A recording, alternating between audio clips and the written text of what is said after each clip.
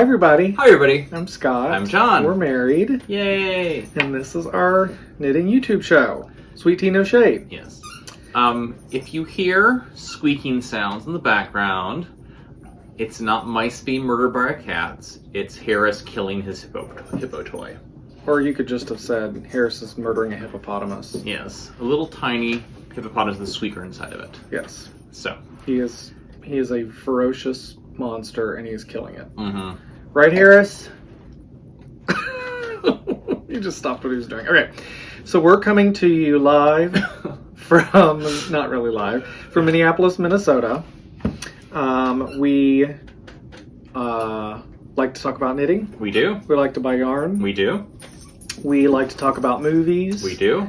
We make mead. We didn't make this. This came from a box. Yeah. But we just tried to make a batch of pear cider. And I think we just made multiple mistakes, but it did not turn out well. Well, so we sort of took it out of the places where it was fermenting, and started to sweeten it, and the first taste was just like, I think we let it sit for too long before we did the bottling. But anyway, so we're going to talk about some stuff that we've been working on. We're going to review a movie. Yep. We're going to talk a little bit about our knit along. Yep. Yeah. I think that'll be sufficient. Yeah, so before we get started, I wanted to recognize a couple things. So I'm sending it out into the universe that I sincerely apologize, mea culpa, because I assumed that Tanis Gray and Tanis Fiber Arts were the same person. And you guys have corrected me on that. Thank you very much. I was very embarrassed about that, because just because their name is Tanis doesn't mean that they're the same person. No, but everyone knows the only real Tanis is Tanis Half-Elf from the Dragonlance books. Sure, John. So Tanis who? Tanis Half-Elf. He's the main character. That's his last name? Tanis, okay. Half-Elf. He is one of the main characters in the Autumn's Twilight, blah, blah, blah. It's a Dragonlance series of books that I read in junior high. So yeah, Scott got them confused. I thought they were elves, so it's all good. Okay, yeah. I don't think they're both elves. Half-elves. I did watch Tanis Fiber Arts. Did actually recently post an episode of their podcast, her and her husband's podcast. So we did watch that, and they always have a good podcast, and they have really great yarn, great tonals. And the other Tanis is the one who writes the books, who we showed last time, the Knitting Disney. Yeah. Okay, Tanis Gray. Tanis Gray. Okay. Bueno. Yeah. So, all right. So do you want to talk about projects that you've done? So I have one finished object. Okay. One work in progress. One proto work in progress. I don't know what that means. It means I've swatched for it. Okay. And that's it. How about you? I have a finished object, and I have a new cast on. Cool. Do you want to go for Why don't you go first? Okay. All right. So this is my finished object. It's the Drake sweater by Todd Gocken. I think last episode I was about here. And so it's kind of amazing with especially bottom-up sweaters. Once you attach the sleeves, there's not much left. So that gets kind of exciting, especially because I had knit the sleeves before doing the body, which I think was a very good choice. The yarn is this yarn, which is Yorkshire Spinners. The Yorkshire Spinners. West Yorkshire Spinners, not who's the East Yorkshire Spinners, the North Yorkshire Spinners. Listen, the number of times that you get people's information wrong, and then I feel horrible because we put it out into the universe that we've said there's, like I said, Tanis Gray and Tanis Fiber Arts are the same person. I just want to give them their due. I know, but they're the West correct. Yorkshire Spinners. Yes. And the Croft, I think, is the colorway. I mean the. We do this every time. What do they call that? It is the West Yorkshire Spinners. Croft. The Croft was the line or whatever. It's like shelter, Shetland Brooklyn Tweed, like Brooklyn Tweed shelter, right? It's 100% Shetland Island. Well, no, because that's the base.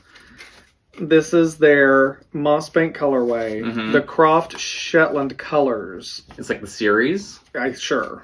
It's an Aran weight, 100% Shetland wool. Okay. Well, that's the yarn. Okay. Thank you for making sure I get it correct. I love you more. So, this is my first bottom-up sweater I knit for myself, and I really, really enjoyed it. I really like this, the way it turned out. So it's when you attach the sleeves, it decreases. I feel like we're right on top of each other. Sorry, go ahead. So the decreases don't go in that sort of like usual raglan triangle. They sort of go like this. Yep, like that. They sort of go straight up the sleeves, which is kind of fun. So the sleeves feel very, separate.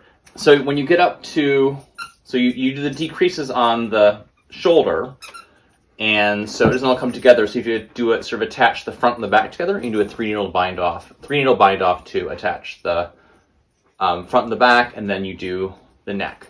So overall, I'm really, really happy with this. I knit it a size down, and it blocked out, I think, pretty perfectly. It fits really, really well. Yeah, you were worried about it not fitting, because it was, when you finished it, it was small. It was small. So I knit it as a medium, and then knowing that it would hopefully block out to a large, which I think it did. Yeah. And then the other thing is, for my last couple sweaters, I've had this has a bit of a smaller neck, but I was a little concerned about getting a sort of neck that went out like this. So what I did, our friends Justin from the Busted Pearl, Justin Hale from the Busted Pearl, or the Bearded Pearl, he had suggested going down 2 needle sizes for the neckline.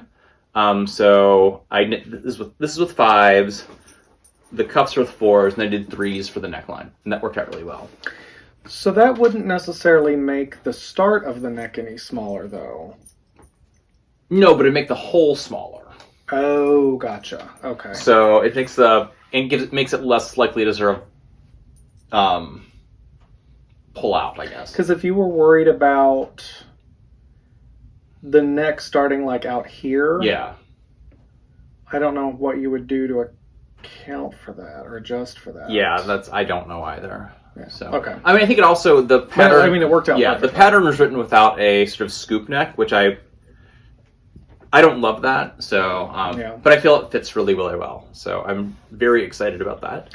I guess you could have done more of a rib. Right, I could have.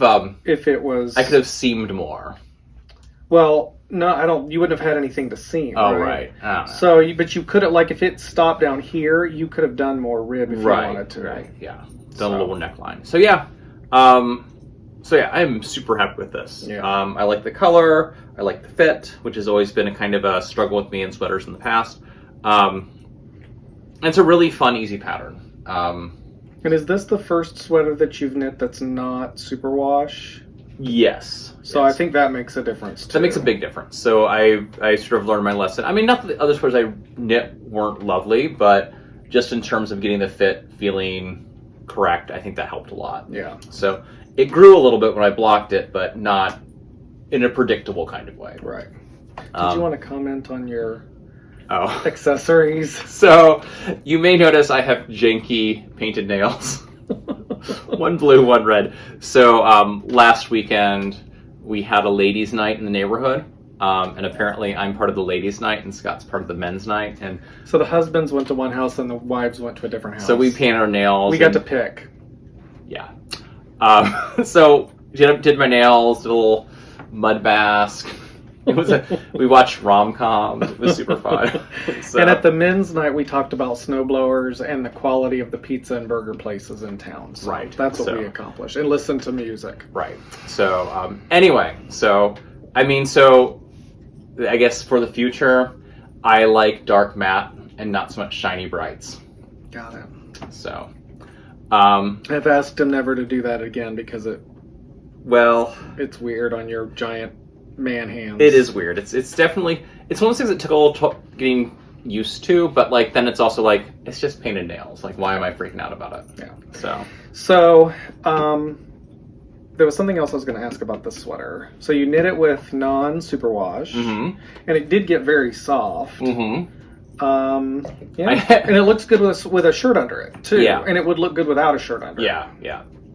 I have not yet. So you always make fun of me about this, but I don't. I would never make fun of you. Oh my God, you do nothing but make fun of me. So one of the things that I tend to do with my knit is I don't cut the ends that I've woven in until after I blocked. So I still have ends to cut inside. Oh, gotcha. When I was putting it on, I'm like, what's that string? So, but yeah. All the things to make fun of you, I don't think I make fun of you that so much. I just ask why you do it that way. Right, because it makes sense to me. That's why. So yeah, I think it's a really good, well-written men's sweater pattern. I guess it could be you could write it for a woman too. You could make it a women's sweater too. It's not. But yeah, I really like it. Would you knit it again? No. Oh.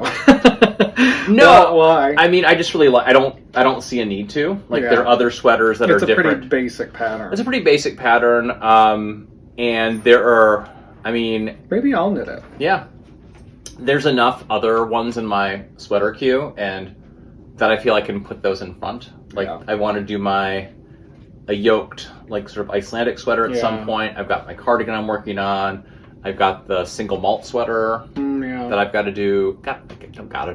I'd like to do. Yeah. So, yeah, the only one that I've done before that I do again is I want to do the ILoveYouIKnow sweater that I knit for the babies, not babies anymore, they're toddlers now. Across the street, I want to do that in a grown-up size. For yourself, yeah.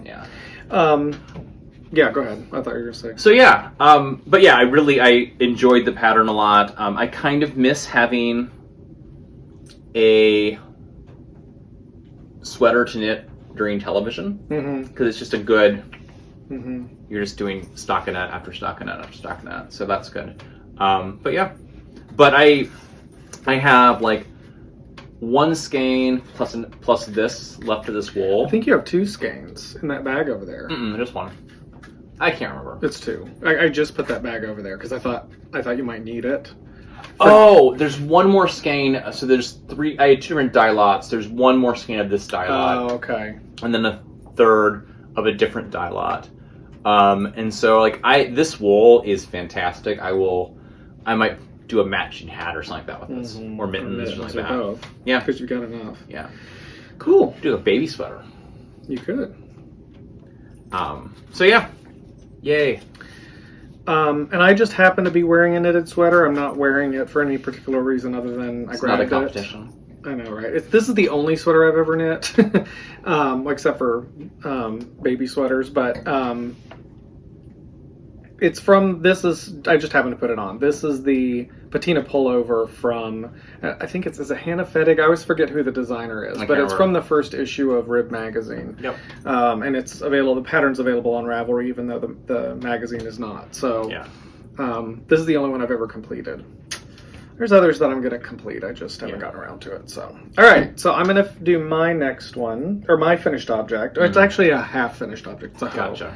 So this is it's a Rose City roller yet again.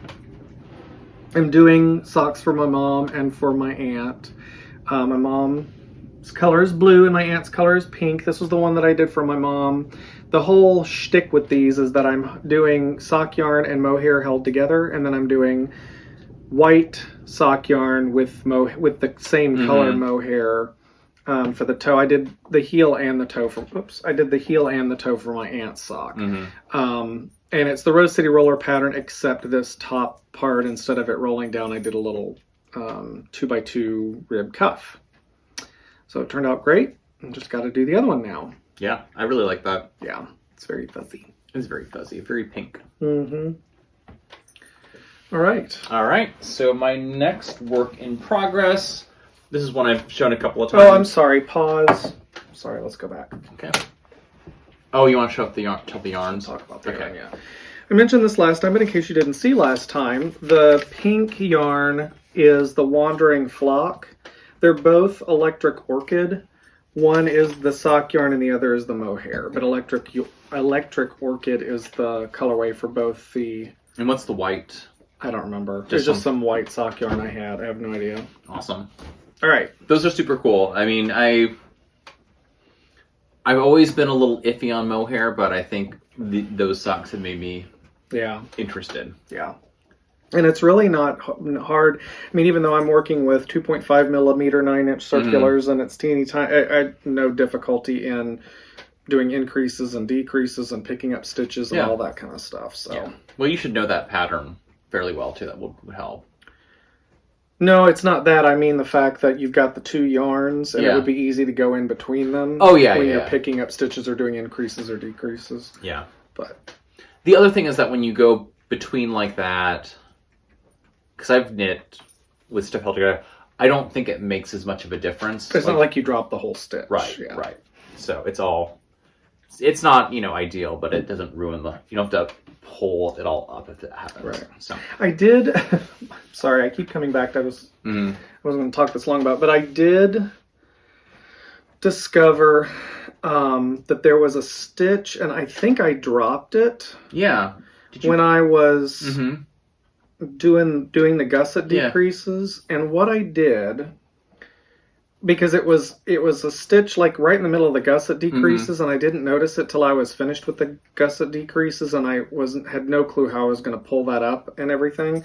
So what I ended up doing was I took a piece of yarn that matched, so it's the same yarn, and I tied a knot around the stitch, and then I wove in the ends. That yarn into it. So my next finish work in progress. I've shown this a couple of times, but it is now my TV knitting project. This is the Cadence Scarf designed by Kunnecke for Quince & Company, and I'm doing it with the Alpacas Devas, sorry.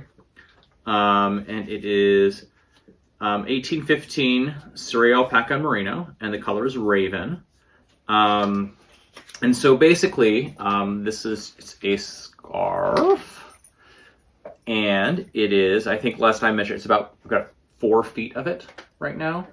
It looks so soft. I know, it's really, so it's fun because once I block it, it's gonna be fantastic. And so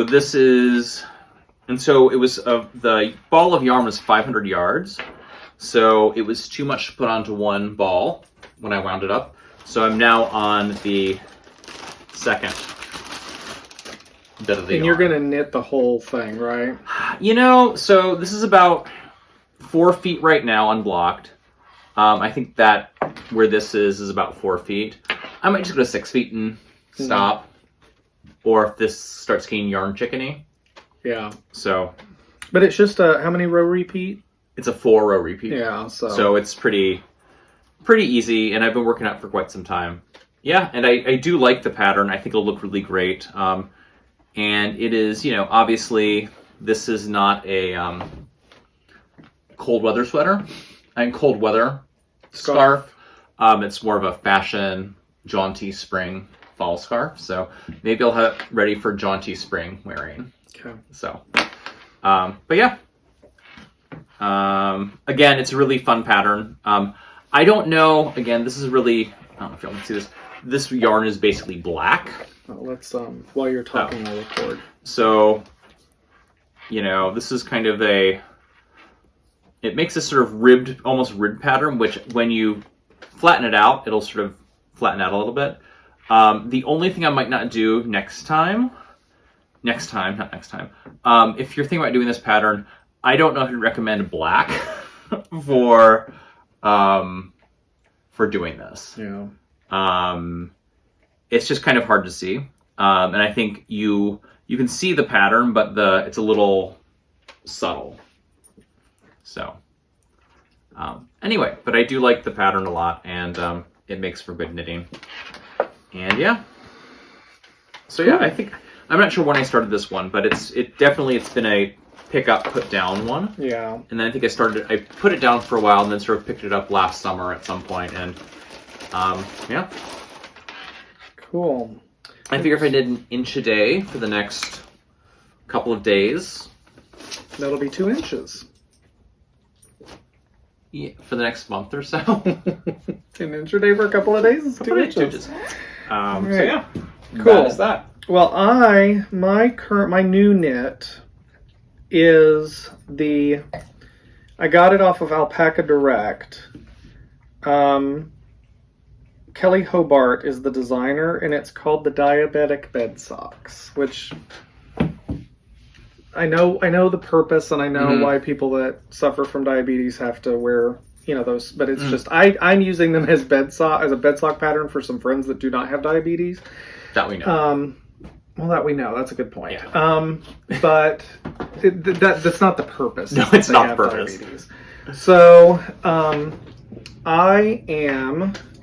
So this was a prize from, it's like 2 years ago now. No, last year. It's almost a year. Okay, thank goodness. So it's almost, it was for a fundraiser of the chorus that we did last March, because the next one's coming up in March. So if you want to bid on them, oh yeah, we might do it again. We will do it again. Yeah, we hand knit. The prize was we hand knit two pair of socks, and we had two. We sold it twice, which is really nice, and we did one set of pairs. Sorry. So one winner got 2 pairs of socks, and the other winner got two pairs of socks. Yeah. And so the first winner actually had no connection to the chorus. We've talked about this before, but in case you haven't heard the story, she didn't know the chorus at all. She lives in the Arizona. chorus is the Twin Cities Gay Men's Chorus, which we are affiliated with. We're not currently singing, but we've had a long. We've sung. We've been on the board. John's been the board chair, etc. And she won because she heard about the auction from our YouTube show, which was amazing. And so we finished hers, and then these actually were won by the mother of a guy who's in the chorus. Right. And so she wanted us to knit bed socks for he and his boyfriend? Partner? They're not married. I don't know. Anyway. I don't believe they are. His significant other. Right. And so I found a good pattern, and it's a fun pattern so far. So they're called the Diabetic Bed Socks. You can find them on Ravelry, but it links you out to the Alpaca Direct website, which is where you have to download the PDF. And it's a free pattern, so I'm going to talk about the pattern because it is a free pattern. But his mom had some yarn that she got in Bolivia. Because our friend Hugh, who is one of the folks we're making the socks for, he has done a lot of work in Bolivia over the years. So she had Bolivian wool. And he's taught in Bolivia and stuff like that. So, so I'm knitting this with this Alpaquita Grosso. It's in Spanish, and I can't read that because it's teeny tiny font and I'm old. But anyway, I think it's 100%.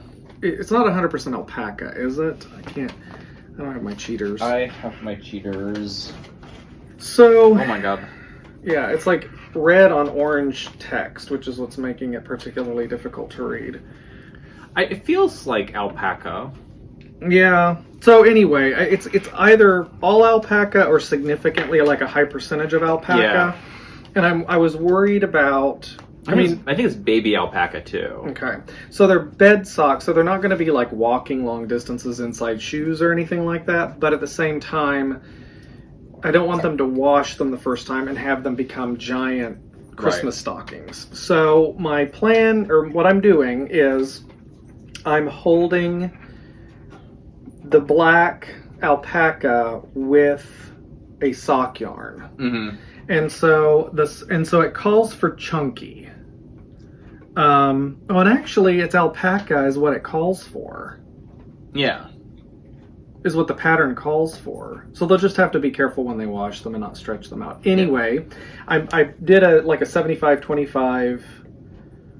I think it's a Trilogy Yarns from her Crayola.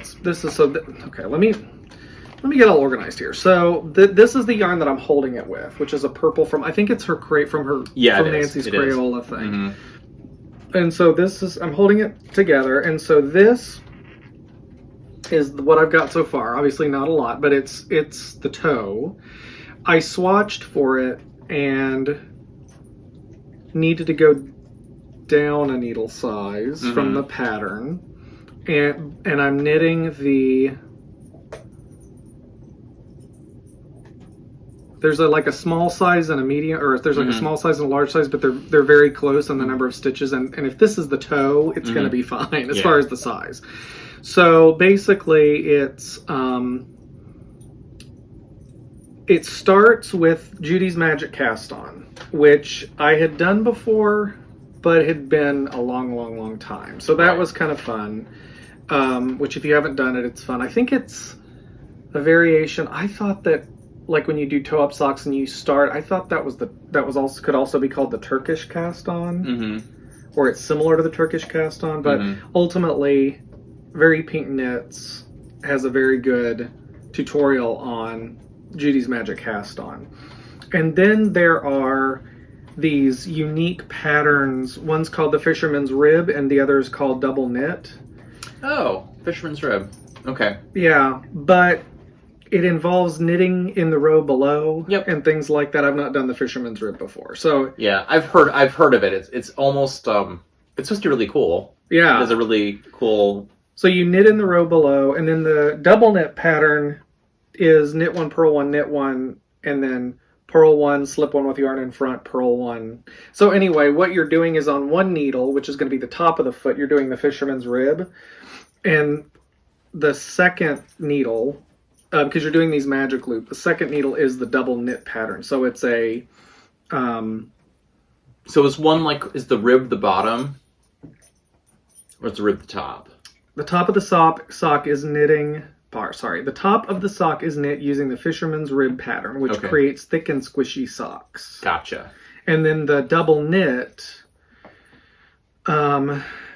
she says, we will use this pattern on the bottom of our bed socks to create an extra thick sole. Cool. Oh, because you're basically double knitting on that. So it gets like a layered... Yeah.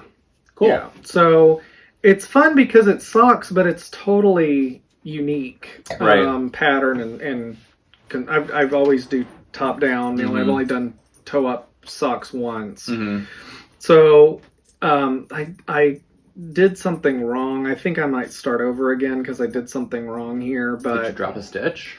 Well, it's hard to tell because you're knitting in the row below and you're doing all these weird things. And you're also knitting black and purple, which is really hard to see. Exactly. Yeah. So I don't know what I did, but I might... We were watching Scream 3 when I was doing this, so... yeah, so that's what I'm doing for that. And then the other socks... This is the yarn she gave me, and this is 100% alpaca caproca, and it is from Bolivia, of course, and then it's 100% alpaca fina certificada, certified wool, I guess. But anyway, I'm going to do this, and I was going to do the purple to like... Yeah. There be a... But I think I'm going to do like a brown or something to have this go more with it. So, yeah. Very cool. I'm enjoying those, and I'm going to focus on those because it's almost a year now, and they've been waiting for their socks. So. Well, and we owe them dinner at some point. That's right. We're going to have them over for dinner. And so I'd like to at least... And the pattern also calls for 2 at a time. I don't necessarily like doing 2 at a time socks. Have you ever done that? I tried it. I tried it once, and I cast them on a road trip. Tried casting on a road trip, and it was not pretty. Yeah. I think you made me stop because I was being so... I think I did. You're like, you need to stop this right now because you are... You're giving me road rage. Right. And I was the one driving. The thing, I think that ultimately the purpose for doing 2 at a time socks on Magic Loop is for those folks that suffer with second sock syndrome. I never have had that problem. No, you're very good about that. Well, I just love knitting socks. So as soon as I'm done with the first one, I cast on the second one, I keep going. So I don't need to do the 2 at a time. I find it easier just to focus on one sock and then do the second sock. Yeah. So... I think you'll like not second sock, 2 at a time, because also if you have like... they will come out this exact same length. Oh, that's right. That's true. And like if you're trying to do like a stripe or something, yeah, you're right. So I've really enjoyed this pattern. It was it was tough to figure out there's several things in here that I had not done before. So knitting in the row below and purling in the row below I'd never done. The other thing was she talks about doing the Judy's Magic cast on, and then for the toe, it's a pretty standard thing where you do a round where you're knitting, doing an increase, knitting across the row, doing an increase, and then knit one, and then you do a regular round. So it's increasing every other round. Well, I was increasing between every stitch, which I don't know. So it was like, after 8 rounds, you should have 15 stitches, and I had like 50 some stitches, and the toe was like this wide. Right. And I was like, something's not right. So anyway, I'm having a lot of fun with those. Very cool. All right, so I will talk about my not even started, except I've swatched for it. That's very exciting. So I've been wanting to do a double knit hat for a long time, or double knit something. And because I started doing a double knit scarf once, and it was just too long and not going the way I wanted it to. So I decided to do a hat first, because that's a good short project. So I looked online and I found this pattern by the Sockmatician, Nathan. I don't remember his last name. Nathan something or other. And it's called the Vanishing Point, a double knit hat. So it's basically a hat with kind of a diamond pattern on it, that the diamonds get smaller as you go up. So I just finished swatching for it, and this is the swatch. Oh, yeah. So you can sort of see the shape's a little weird because I wasn't quite sure how to bind off on a double knit thing. So the bind off is a lot narrower than the cast on, but in real life that won't be the case. And then because it's double knit, the other side is just a mirror image. So I'm really liking it. Although it's weird, like double knitting is very, very, very strange and not like other knitting. So trying to sort of figure out how to do that has been fun. So what's fun is the colors I'm using. This is kind of the background color, and this is the other color. Yeah. So the light color is from, oh look, here are my cheaters. Oh, so much better. There's Leading Men Fiber Arts. It's their Dramaturg base. And the colorway is Dust in the Wind. It's DK, it's 100% superwash merino. So that is this. So I was being responsible and stash diving for this project. So I kind of went into our big, I don't know, box of DK yarn and found this and thought this would make a really, really good sort of background or foreground color, doesn't really matter, for that. And then I went into that box and dug deeper, and I found this, which is also DK. It's from Trilogy Yarns. It is her whiskey colorway. Yeah, I don't know if it's a certain. It's just 100% superwash merino. So I don't think that she's named for this base. Well, it's her DK base. DK base. At the time, it was her D. She just referred to it as her DK base. So this is called Whiskey. So that was fun because, like, basically, I went and I looked at our stash, and we have it sort of in these boxes, cubes, and I looked at the ones in the front, and I'm like, these are okay. And then I sort of started digging into the back of it and found this one. So stash diving is fun. So yeah, I like the way these colors go together. It's a little... Because one of us, I remember seeing this, either she was showing it to us on our knit night, or she showed it on her podcast or something, and we fell in love with the whiskey colorway. And so one of us bought it, and so now I'm glad that you're using it. Yeah. Because we have it, and we it's wanted great to use yarn. it. And these two colors go really well together. It's a little, I've been accused of liking earth tones a little too much sometimes, but I don't care. I like it a That lot. doesn't bother me. No, it doesn't bother me at all. No, I just think that, it'll make for a really nice hat. Yeah. So, but yeah, and again, it's just kind of a... So with double knitting, do you knit it twice like you have to knit brioche twice? No.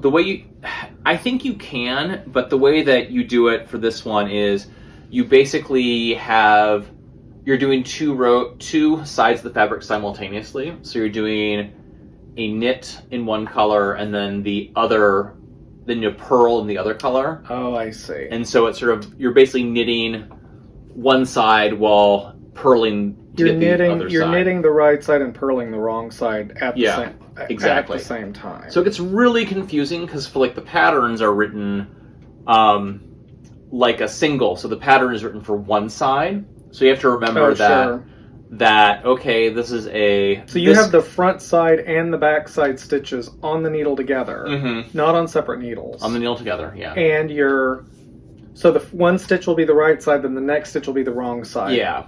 And so for example, I don't think this is giving away the pattern because this is pretty... So for example, if I'm knitting this stitch, which is the brown, and I'm knitting it... So I'll knit a whiskey and then purl a dust in the wind. Mm-hmm. And then if you switch colors, you go so the next stitch is the other color, then you knit... It makes my brain hurt.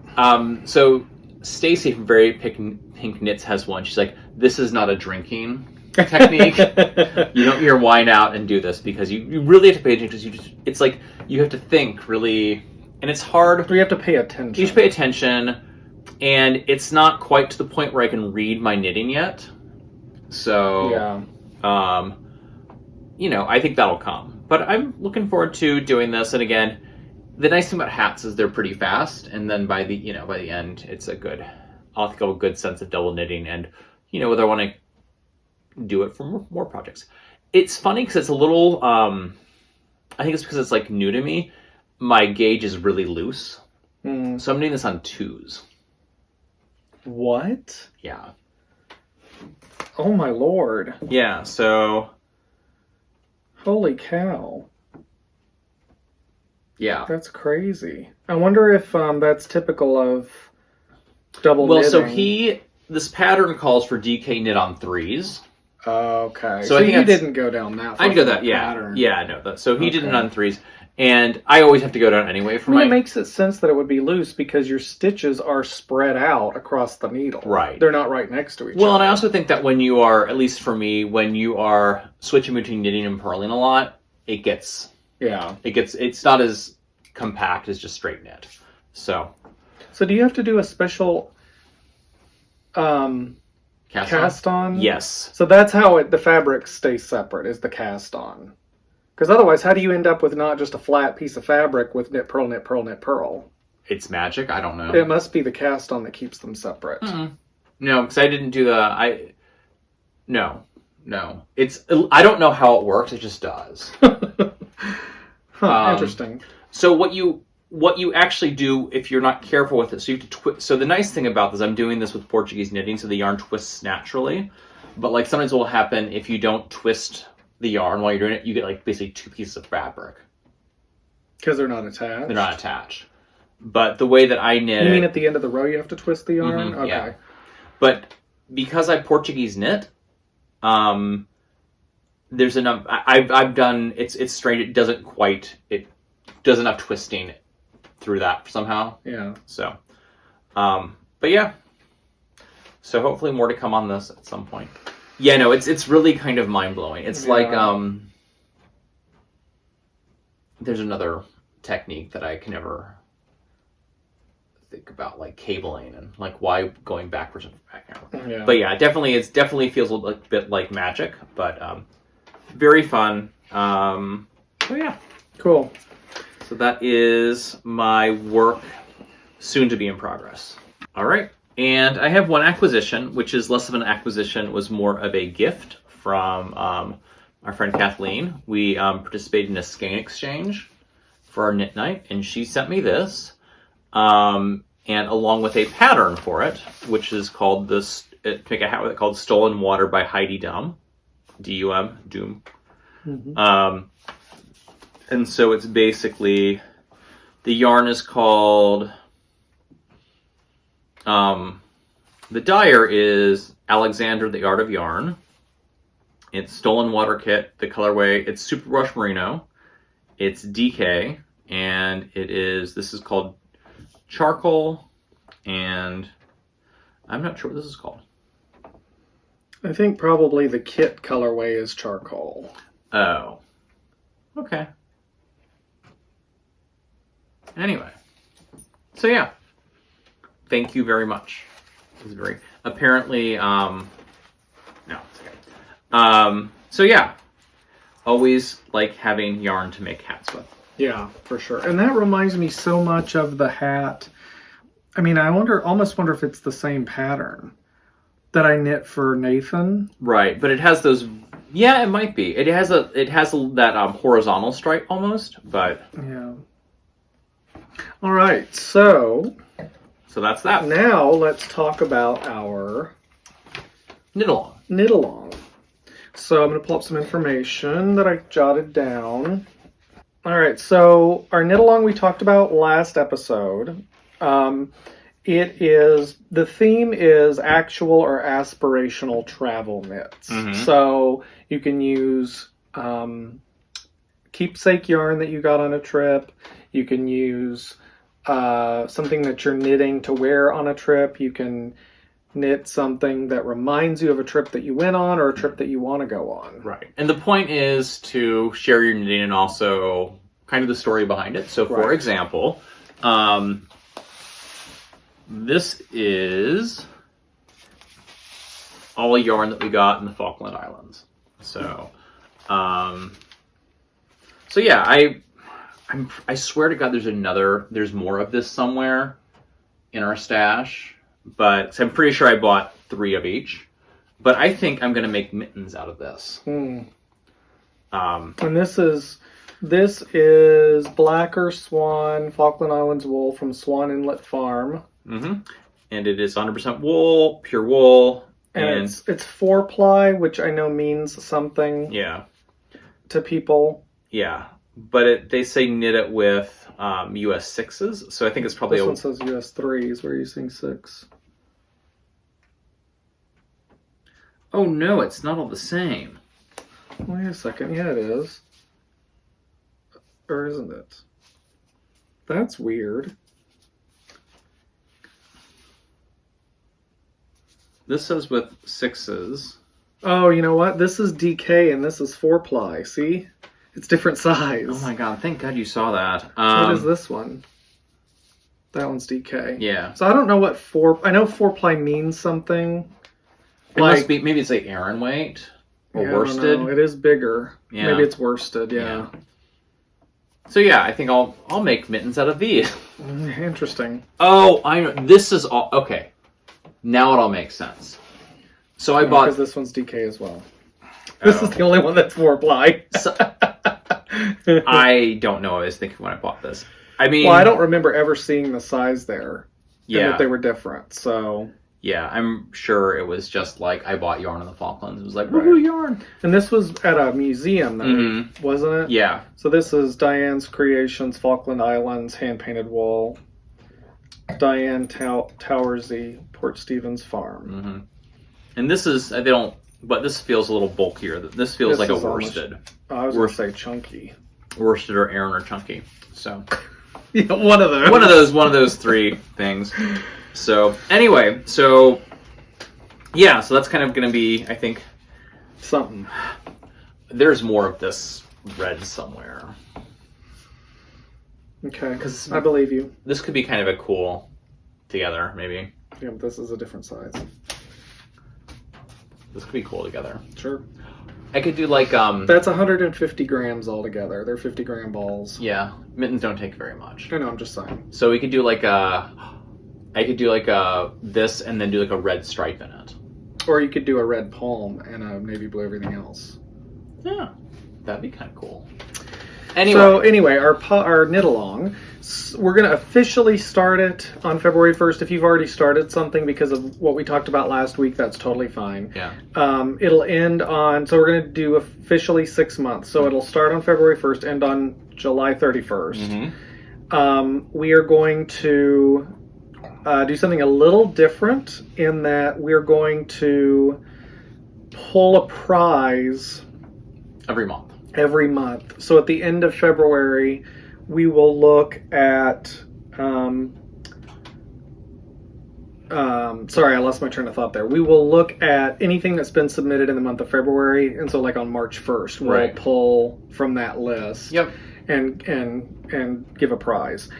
The one thing I would ask is that when you're submitting your stuff, because we're going to set up Ravelry threads, but we're also going to have Instagram, is that you don't. People have done this before, and it's not a big deal, but if you would not like knit 5 dishcloths and enter them as 5 separate things, because you can whip out a dishcloth in an hour. So that would just be as kind of the honor system with that. But and again, the theme is travel knit. So so we're gonna knit or crochet. Oh yes, knit or crochet, that's right. Or even woven. Sure. I don't even know what that, I know what that means, but you know what I mean. Yeah, I don't know. So the other thing is that if you don't, you can post it on Instagram and submit it in Ravelry, that's fine. Yeah. If you submit it on Instagram, use the hashtag SweetTea22 for the year. So I just figured that'd be easy. SweetTea22. Right. And that's, I'll put it on the screen, but it's SweetTea, just SweetTea 22, all one word. Yeah. And so I will have the things up by February 1st. I'll open them on February 1st. And then there'll be probably, like we've done in the past, where there'll be a submissions thread and then a chatter thread, which people use to ask questions or chat or whatever. And I haven't submitted anything on a chat thing like that on Ravelry in a while, but when you go in, I think you have the ability to type some text. So if you want to type just a little blurb about why it's connected to the theme, because we really want to hear the people's stories. Yeah, for sure. Yeah. All right, so that's that. What is that? Do you want to talk about? We're now going to shift from our fiber content to our non-fiber content. So, as we talked about last time, we are entering a new adventure in movie reviewing, and that is we are going to watch Hallmark or Hallmark-esque silly romance type movies. Yep.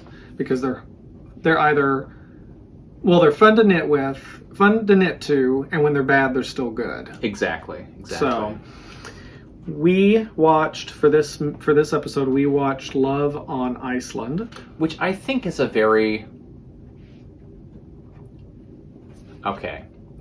that title, I feels like they wanted to do Love in Iceland or Love at Iceland. On sounds weird. I think it's because it's a takeoff on Love on Ice. Yeah. Right? Sure. Is that a thing? Is Love on Ice a phrase that people... I don't know. Yeah. I thought maybe it was. Yeah. It's like there's a movie called Love in Iceland, and it was already taken. I don't know. So it's I'm not really sure. Love on Iceland. Yeah. And before we dig in, there was a couple things I forgot to address, because I forgot there were a couple comments that I wanted to respond to. So I always have fun trying to pronounce people's YouTube names. Chihuahua, Chicago Walluv, Chiwaluv, Critter. Okay.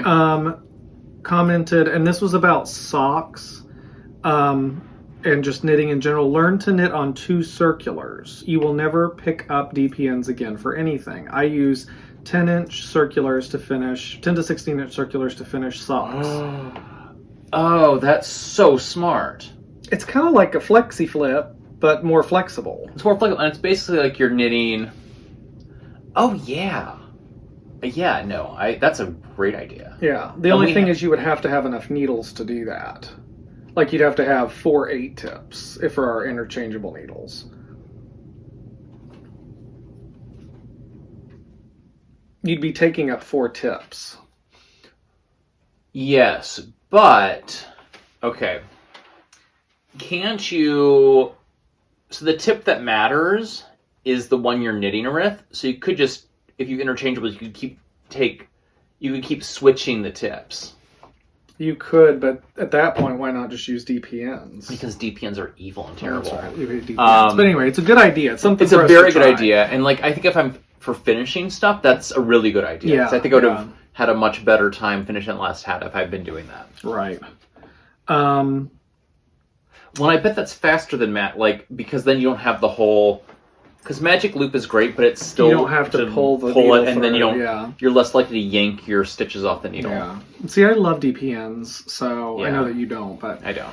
The other thing is a couple people gave us some recommendations for movies to watch. Mm-hmm. So for our movie segment, so that's really fun. And there was a couple people mentioned the movie A Love Yarn. Yes. And Wendy Barron commented that the screenwriter is actually a friend of hers. Right. And she based the female lead on a mutual friend who owned a yarn store. Yeah. And so here's the deal. I would like to watch this movie at some point. We can't figure out how to find it. So... it's relatively new. Wendy says it was filmed in New Zealand in 2020. Yeah, I found the trailer, and the trailer looked really good. So yeah, I mean, I was looking on YouTube and our usual streaming stuff. Because Karen Z is the other person that recommended it, and she says, I know you can find it on YouTube. Okay, I tried, but I didn't look too hard. Well, maybe it's on YouTube TV. Oh, yeah, we should look at that. Yeah. Okay, so we will keep... that one, I watched the preview for it, and I liked it, so... and it seems like a natural fit for our podcast, so once we figure out how to watch it, we will probably put that in the queue. The other thing I wanted to comment on is, part of what... going back to our knit-along, what inspired the knit-along is the fact that we're going to Iceland in May. We actually got some comments from Emmy Phillips, who'd been to Iceland, and Kim Carey commented about her trip to Iceland. Mm-hmm. And then we actually got a comment from Dagmar Gudmunds. Okay, I'm going to try that again. Dagmar Gudmundsdóttir, who is from Iceland. And it was pretty amazing that we have somebody from Iceland that watches our I know, that's YouTube very show. exciting. And so she talked about, she said to make sure that we have plenty of room in our suitcases for our yarn. So when we went to South America, we actually had to buy an extra carry-on to bring all our yarn back. I think it's Gudmundsdóttir. It's not a D, it's the thorn or whatever that letter is. That's the sound. So Dagmar Gudmundsdóttir. Okay, go ahead. So when we went to South America, we ended up having to buy, because we bought so much yarn, we had to buy an extra carry-on for our yarn. So I expect we'll have a similar problem. Yeah. Or not really a problem. Not really a problem. Somebody had commented, and I didn't write it down, but somebody talked about those vacuum packs. Mm-hmm. Yeah. To make sure to squish it down. Yep. But yeah, it would be awesome if we could meet Dagmar. Yeah. While we were there. So anyway, thank you for all the comments. Yeah. So let's go back to our movie. Oh, I gotta have this up for our movie. So we watched Love on Iceland. It came out 2020? 2019? Yeah, it came out 2020. We watched it on the 8th of January. Yep. So our memories might not be as sharp as they could be, but that's okay. We wanted to give people an opportunity to watch it before we talked about it. And so we're going to talk about a few things. One of the things that we like to do, and we're going to try to put a little more structure around this than we did last time, just because I think it's more interesting if you're watching it, if there's certain, you kind of actually dig into it. So first things first, the overall description of the movie is: seeking inspiration for work, Chloe gathers her college travel group back together for a trip to Iceland. When her ex, a member of the group, shows up uninvited, sparks fly. I mean, he was invited, just not by her. Not by her, yeah. So that's true. So the cast. So one of the things that is always fun for me to when people come up on the screen, you're like, where do I know that person from? I know them from something. So the female lead was Caitlin Doubleday, and she's been in. She's got a recurring role on, not Empire. Am I thinking of somebody else? Yeah, I'm thinking of somebody else. So she had a recurring role in Nashville. Mm-hmm. She had a recurring role in Empire. And she has been on a few of the Hallmark style made for TV movies. And then, so she was the female lead. Then the male lead was Colin Donnell, who the character's name was Charlie. And he has a recurring role, or had a recurring role, on Chicago Med. Oh, I guess those TV shows are off now. Yeah. Chicago Med, Chicago Fire, and Chicago PD. I think they're still on. Oh, this one says 2019. Or maybe he was only on them until 2019. Right, he might not be on them anymore. And then I know him. He was in the first season of Arrow, which I watched a little bit of. He looks like he played multiple roles. Tommy Merlin, Dark Archer, Green Arrow. I would assume that probably Tommy Merlin becomes the Dark Archer. Okay. So I don't know. I only watched the first little bit, yeah. But I didn't really know him from anything else. And then the main oops, I just went to the wrong place. The main sidekick is Kate Easton. No, it's not. Kate Easton's in it, but the main one is Patty Murrin. Patty Murrin, are you sure? Yeah, that's right, Patty Murrin. So she's kind of like the best friend, and she also has a love story, or a love interest in it. And she was also on Chicago Med and Chicago Fire, and she's married in real life to the guy that played Charlie. Right. And she is a musical theater actress, and she is currently on Broadway in Frozen playing Anna. Oh, that's right. I remember seeing that now. Then another guy that I particularly liked because he was actually from Iceland, and he plays the travel guide, tour guide. His name is Joel Simonson. He ends up being the love interest for her. Yeah. And so then the last other actor that we wanted to mention is Joy Johansson, or I don't know how to pronounce it, but he was in the movie Eurovision Song Contest, The Story of Fire Saga. Which we actually watched 2 nights ago with our friends. Yes, and the reason that movie, I love that movie anyway, but it's also kind of what made me fall in love with her, or made me really be interested in Iceland, which is kind of funny because it's a comedy, but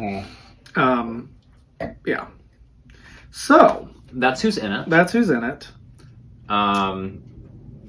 Let's talk a little about what happens. Yeah. The plot. Okay, let's do that. So basically, it's a bunch of college friends get together to do a trip, and because they're all like turning 30, and they're like, "Oh my gosh, life is so boring. All we do is work." And like, she's trying to find inspiration for a podcast she's on because it's a 2020 thing.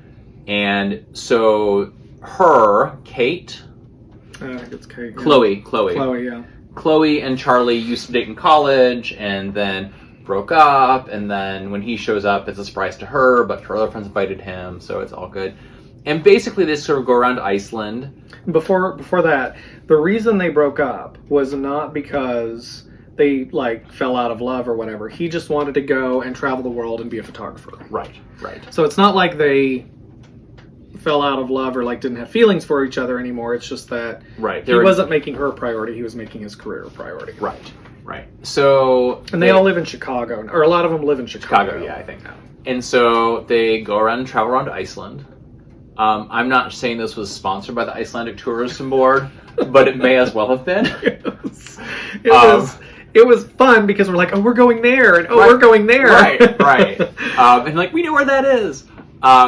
So that was really fun. Because they go to the Secret Lagoon. Mm-hmm. And they go to the Bubble Hotel. So they go to the Bubble Hotel. Which we're not going to go to, I don't think. don't think If you are, why are you trying to crush my life, crush my hopes and dreams? We'll see. We'll see if we can go to the bubble hotel or not. I don't feel like we can. Yeah.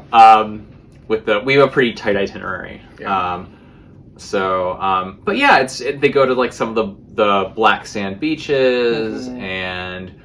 They go to the ice caves that are like underneath a volcano or something. Yeah. Is that over by Katla? It might be. Because I had forgotten that there's also a TV show that I watched, that's kind of like a horror thriller TV show. It's on Netflix called Katla. It's in Icelandic. Mm-hmm.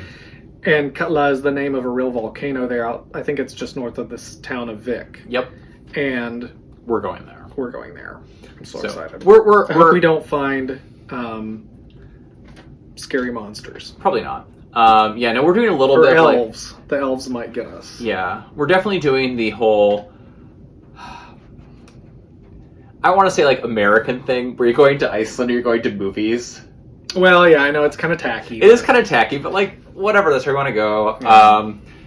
And because we're going to Husavik because of Fire Saga. Right. Also, Husavik's supposed to be amazing. And we're going to go whale watching. Yeah, so it'll be fine. We might, well, anyway, go ahead. Yeah.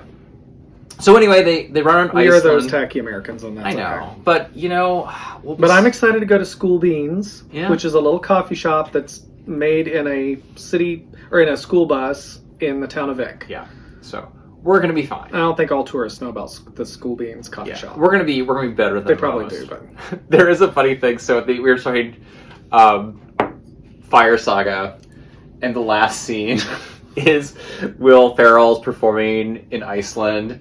And there's just Americans at the bar. He's like, Americans, we hate you. Get out of our country right now. And I'm like, oh, that's gonna. And they're like, yeah. They have no clue that he's being serious. Like, that's gonna be us. Okay, back to they go all around Iceland. They have this amazing place that they're staying with this family, this couple that owns the house. So it's like an Airbnb or whatever. Yeah. The really tall, hot tour guide is showing them around, and there's like, kind of like, oh, maybe she's gonna have the tour guide, but then he ends up with the best. She and the best friend to get together, and in the meanwhile, like Charlie's helping Chloe with a podcast she's doing about interviewing people who how they fell in love, and it's a really cute. And movie. her podcast that she's pitching to her boss is all about people's love stories, right? Which and so the Charlie guy goes around, and because he's a photographer, he does the video, right? The video recording of the podcast and sets up the audio and everything. And so that's when they were interviewing like the real people in Iceland. I don't know that they're probably actors and actresses, but there was like a little old couple that it was just like you just hear them tell their stories, and it was really good. And then just like any of these movies, they have these moments where you think they're gonna, get back together, and then, a bird comes and flies in, or something. I mean, and there might be an overheard conversation that's a misunderstanding. Yeah, he listens, and she's like, I have no interest in him. He thinks Charlie thinks that she's talking about him, but she's talking about the tour guide. Right. As you can imagine. Right. Shenanigans. But, I mean, that being said, it was actually a good movie. It was actually a good movie. I would say that, if you are, so if you want to, I think it's a good movie anyway. If you're interested in seeing a good rom-com set in Iceland, go for it. Yeah. I'd recommend it. Yeah. And so, out of 5 greeting cards, with 1 being the worst and 5 being the best, how many greeting cards would you give this movie? 4. Good solid 4. Okay. So what would be a 5? So are you rating this against all other movies? Or are you rating this against movies in this genre? So, all right. A 5 I would watch again. Oh, see, I would rate this a 5. 5 greeting cards. I would watch. I will watch this again. Okay. Yeah. I liked it a lot. 4 greeting cards for me. Okay. And I feel like I'm new enough to this genre if it's not a Christmas. So, okay. Princess Switch. No. The Night Before Christmas is a 5. Yeah, The Night Before Christmas, if you haven't seen that one, although it's not Christmas. The Night Before Christmas. Because there are movies that are so bad that they're so fun that they're gonna get a 5. Well, and I feel like the ultimate thing is it's got to be good. Is it entertaining? Is it entertaining, right? For the right or the wrong reason, right? It doesn't and I feel matter. like for Christmas, because number one, I just like Vanessa Hudgens anyway. Hudgens, yeah. Hudgens. We're like going on way tangents. That's okay. It's a new thing. But like that one was both delightful and like I got a little heartstrings in that one too. This is heartstrings. I was very much rooting for the couple. I liked the friends, the dynamics the of the friend group. Yeah. That felt really natural. Their relationship felt very. They behaved like normal human beings, which is not something you always get in these movies. That's true. So that's true. They teased each other and they got frustrated with each other. Right, and you could feel like they were acting like people who had dated at one point and had broken off and were still kind of in each other but not sure. Yeah. So. Well, and then one thing about the casting was that there's one married couple, and so with the married couple, I was like, I don't think that actor would really be interested in his wife in real life. I think he might play for our team, and of course we Googled him, and it's absolutely. He's got all of his pictures on Fire Island on Instagram and such. So that was kind of funny. But that was fun. We clocked that. Pretty quickly. We basically we watch these movies and we spend like the first 25 minutes stopping it, stalking the actors. That's true. Which is why we sort of talk about that's why it's sort of fun for us, because with these things, like, people are not like, it's not like, oh look, it's John Wayne. It's like, no, this person was in Passions and they played Chucky the Doll's love, not Chucky the Doll, what was the doll?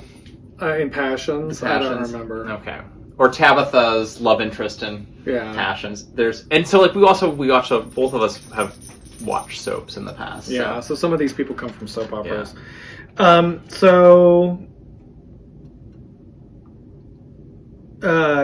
Let's see if there's any interesting trivia here.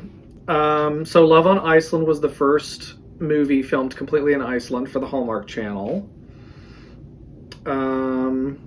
It says all the background and supporting cast and one supporting lead were Icelandic, which is even when cool. It was funny because the one guy who is from Iceland was playing a character in Chicago. He's like, I'm your Chicago editor. I'm like, you're Icelandic. I know you're Icelandic. Yeah. So the other important thing is how we rate the eye candy in the movie. Yeah. So that's out of, you said candy canes, but that's Christmas specific. What's eye candy? I know, but couldn't we do like Hershey's bars or... That sounds disgusting. Well, candy canes is Christmas. How about, how many hard candies would we give it? No, that's dirty. Okay, let's do candy canes. So candy out of canes. five candy canes, how would you rate the eye candy? 8.5. Out of 5? Oh, I'm sorry. 5. 4.5. Or do you want to do that out of 10? No, we'll do it out of 5. Okay, 4.5 or 6, maybe 9, 9.5. I would give it 4.5 to 4.5. I don't know. I thought that the Icelandic tour guide was very cute. Yeah, so you had the main lead, who I think is very cute. Yeah. Definitely very handsome.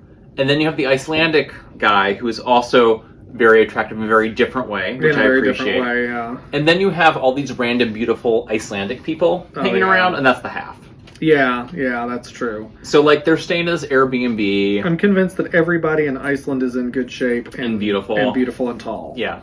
Well, it's a Scandinavian country, so I think just by virtue of that, the average height Unless they're Bjork.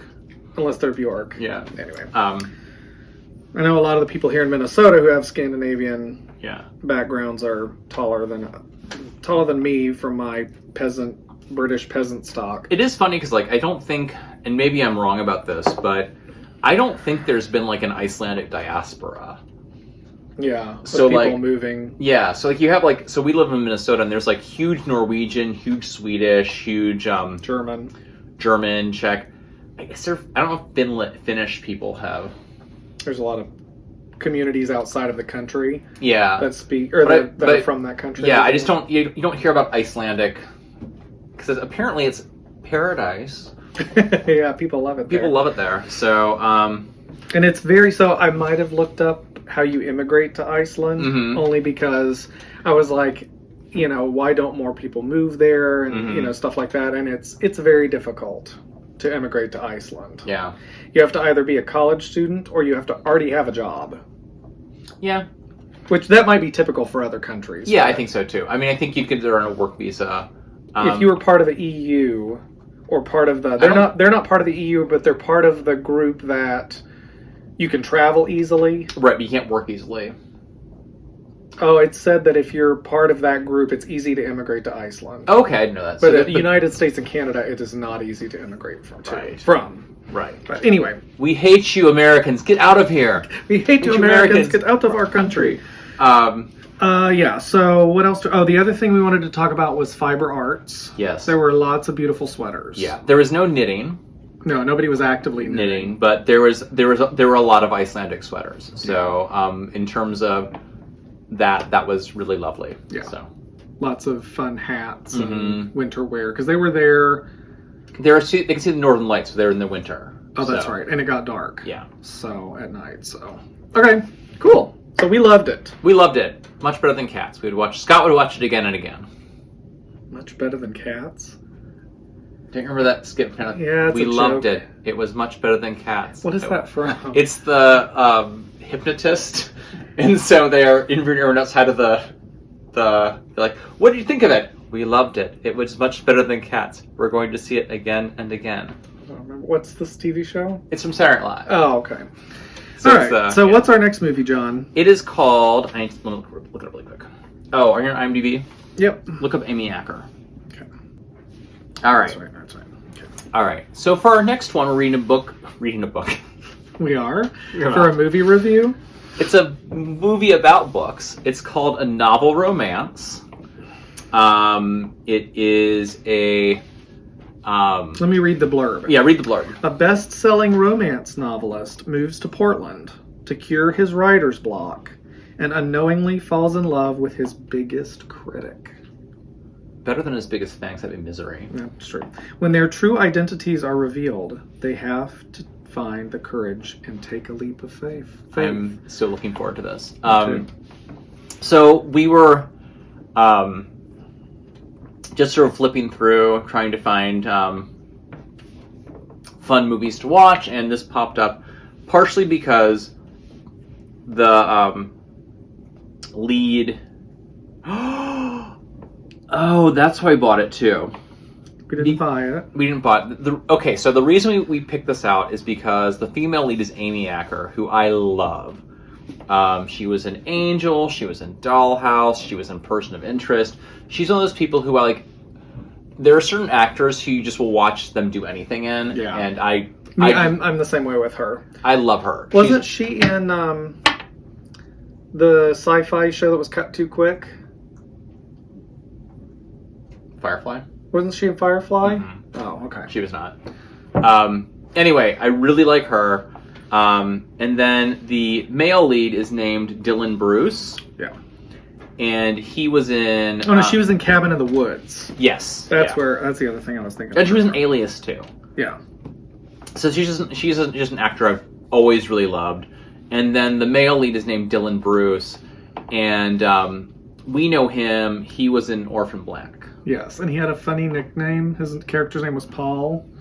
And if you know what BDE stands for, his nickname was BD Paul. Yeah. For what the BD stands for, which you can't say because this is a family podcast. This is a family podcast. So anyway, we're very excited. And also, the plot sounded fantastic. Yeah.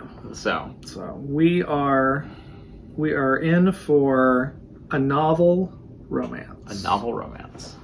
And we will talk about that on our next episode. Yeah.